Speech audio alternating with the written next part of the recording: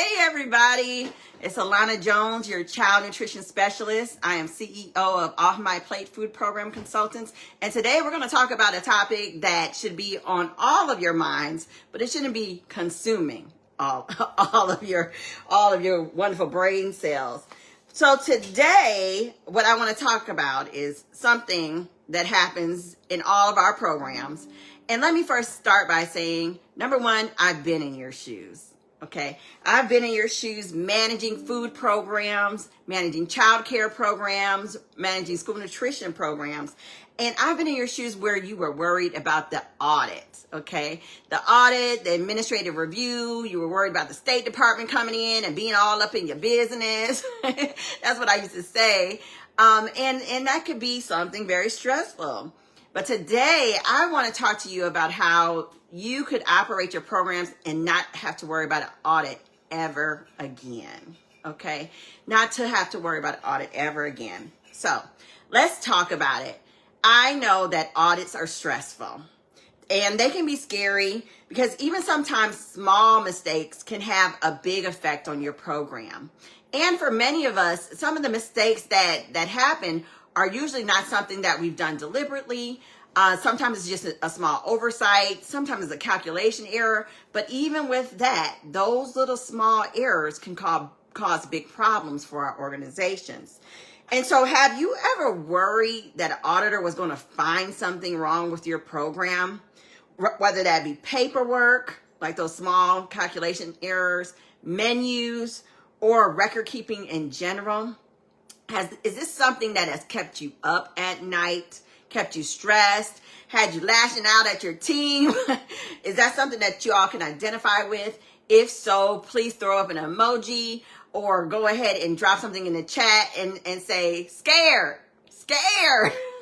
stressed, That's something that's definitely that I've been there before, and so I understand what you feel about that. But if you're not audit ready, and some of those fears stem from not being audit ready, your program is going to face some major issues, okay? Those could be fines, they could be suspension, or they could be the ultimate problem, which is being kicked off the program. They call that serious deficiency or national disqualified list. And yes, that does happen. And when this happens, the kids that depend on you in your programs, they do not get the benefits. And so that's very scary for us. So the good news is that there is a solution. And this is, audits do not have to be scary. The secret is to always passing your audit is always having, number one, a clear and easy, proven compliance process. Clear, easy, proven compliance process. And that's what we're going to break down today, okay? So let's talk about how we can audit proof our programs. Number one, okay, and this is a given. We all know this one, right? We need to know the rules clearly. Now, I've talked about this before, that if you are in charge of one of these programs, you have signed up saying that you are going to be compliant, okay? You're saying you're going to dot all your I's and cross all your T's. And this is from day one on the program. It does not matter if you walked into a program that's been there 20 years and today is your first day. It doesn't matter. You took on program compliance when you signed up for the job. So a part of that responsibility is knowing your stuff. Okay, so you should know the rules of the CACFP program, National School Lunch Program, School Breakfast Program, Summer Food Service, Seamless Summer, Fresh Fruit and Vegetable, whichever program you are operating in your organization, you must know the rules completely and clearly. Okay, and if they are unclear, you must reach out to your State Department or get additional training like you're here today. This is additional training on your program. Because the guidelines are the guidelines, okay? But I will say that sometimes those guidelines become confusing, especially if you're operating multiple programs. Some of those guidelines are not the same in each program, okay? So the goal here to an audit-proof program, number one, is know the rules clearly, okay? Number two, create simple systems. So when you go to the trainings and you become a sponsor on these programs, you are going to have that training available to you. However, sometimes that training doesn't always come with the tools. And you may have to go back to your organization and develop the tools. And some of the best tools for making sure that you have a simple system are checklists. Ding, ding, ding. Checklist. A checklist for a checklist for a checklist. Okay? So making sure that you have checklists and forms. And what that does mean is that as you put in systems for your program, you have to take each part of the system, break it down piece by piece, and put some type of accountability system behind that. And today we're talking about checklists and forms. And that is one way that you can make sure that your system is, number one, compliant, but also that it's simple. We use checklists every day. You know, I got a checklist sitting on my desk right now of all the things that I have to do today. And what the best method for this is to, like, for instance, if we're talking about menus, you know, I love to talk about menus. If we're talking about menus, a checklist for a menu could, you know, number one, is the menu done? Have we completed a menu for the month or the coming month? And then has that menu met all the nutritional guidelines? Okay. Is it meeting your goals for financials? So that might be on a checklist. Is it fully compliant? You know, not just nutrition, but all of the subgroups, you know. So making sure that you have a checklist there. Have you went grocery shopping? Have you filed procurement rules during grocery shopping? Do you have your receipts? So these are all things that could be on the checklist. So you might have a daily checklist, as well as a weekly, as well as a monthly. And definitely before you submit that claim, you need to have completed those checklists. But that is called a system.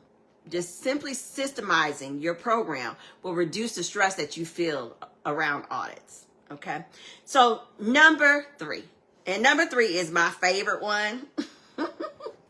And one of the reasons it's my favorite is because I'm one of those people, I transpose numbers a lot. You know, I look at a number, it's a 9, and I put a 7. You know, that's just the way my brain works.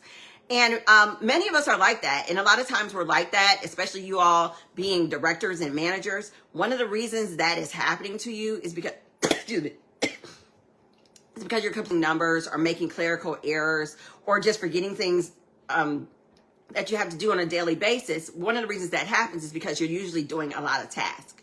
You have multiple tasks in multiple areas happening, okay? So when you are that busy and your brain is being pulled on that much, you have to go through a process of not just checking, but double checking. This is why I'm always going to say the same thing to you all about your child nutrition program. Number one, you can't operate it on your own. You cannot be the cook, and the director, and the HR person, and sometimes the salesperson or whatever it might be, or the technology person, or you can't do all of that. All right, you have to train your team. You have to train your team. And if you are in a family child care, and I understand that family child cares, you might be the only person on your team, okay? You may have all these duties, but there are other ways to check and double check. What about delegation, okay? What about delegating to technology? Sometimes we just need to drop it into a spreadsheet, or, you know, spend $100 bucks a month and get a technology program, you know, that's going to do our meal counts for us, that's going to do our meal planning, that has some kind of component of AI or automation or systemization in it. That could be your check and your double check process, okay?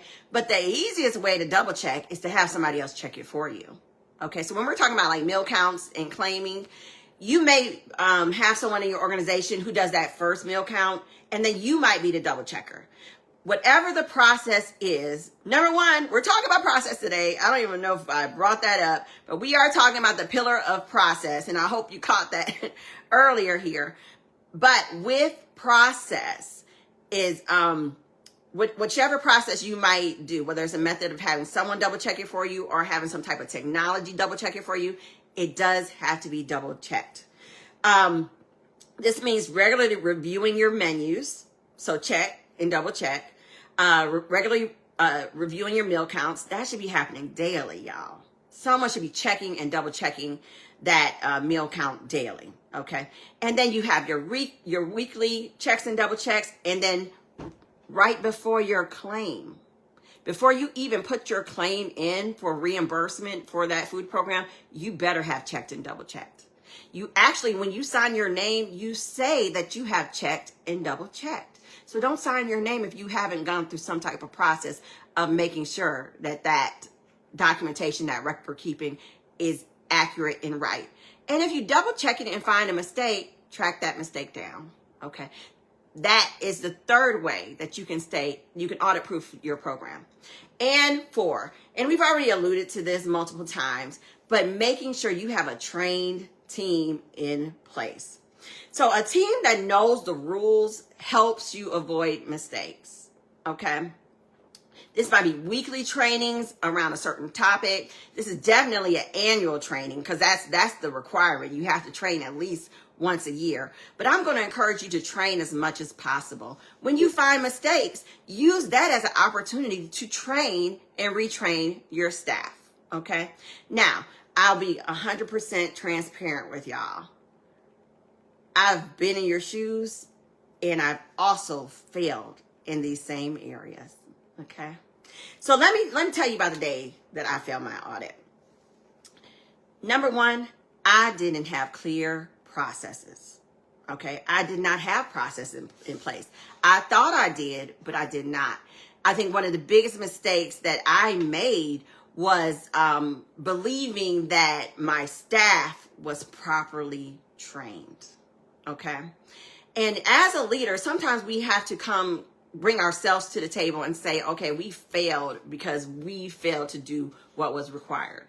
And for my case, I failed to train. I had been to the trainings. I had sent my people to the trainings, but I didn't necessarily develop the processes that worked for our organization. So while they were doing some pieces in some parts of the program, there were others that were falling through the cracks because not only did I not train, but I didn't have a proper check and double check in place. Okay. And so on the day that the auditors walked in, they were looking for some specific records and I didn't have them. I did not have those records.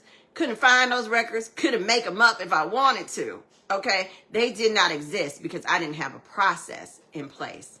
I didn't have a checklist. I didn't have a form.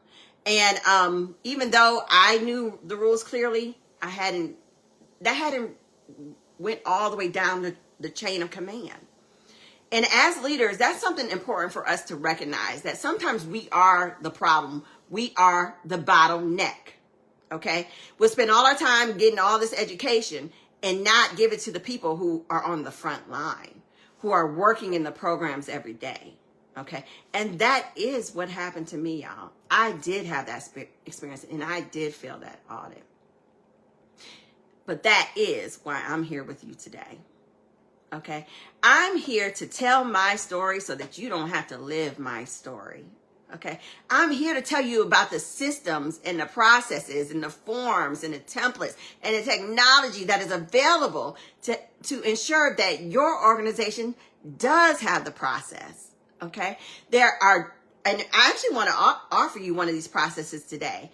If you are worried and stressed out about your audit that's either happened or is going to happen, I have an audit proof checklist available for you today. All I want you to do is just type audit below this video and I'll make sure that I get it to you, because I don't want you to be in the same position that I ended up in, failing that audit. Okay. Number 1, it was crushing. It was crushing. It's one of the worst experiences of my career and it almost ruined my career. Okay. Number 2, it was problematic because there was a possibility I wasn't going to be able to provide healthy food for children. Okay. And that was my major goal with having the program, is to make sure that we were providing healthy food for children. And so it became a problem there too. So I have this audit proof checklist that I want to share with you. Type audit below and I will make sure to get that to you. This checklist is going to make sure that your audits become easy and stress-free and that you never have to worry about missing paperwork or meal counts again. Okay. And if you're really serious about managing your program with audit proof processes and at a high level, then I want to invite you to our CMP CEO Academy, Leadership Academy, CMP CEO Leadership Academy. What we're going to do there is we're going to get into these processes. I'm going to share with you all the checklists and the systems that are going to make your program worry and stress-free, and are also going to educate your team. So it's not just you out here fighting a good fight on your own. Okay, so I wanted to invite you to that, the Academy, and you can find more information out here below the video, as well as here in our CMP CEO Leadership Group. So again, it's been wonderful chatting with you.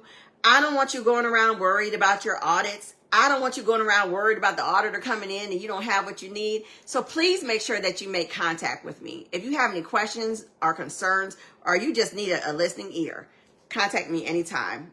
Again, I'm Alana Jones, your child nutrition specialist.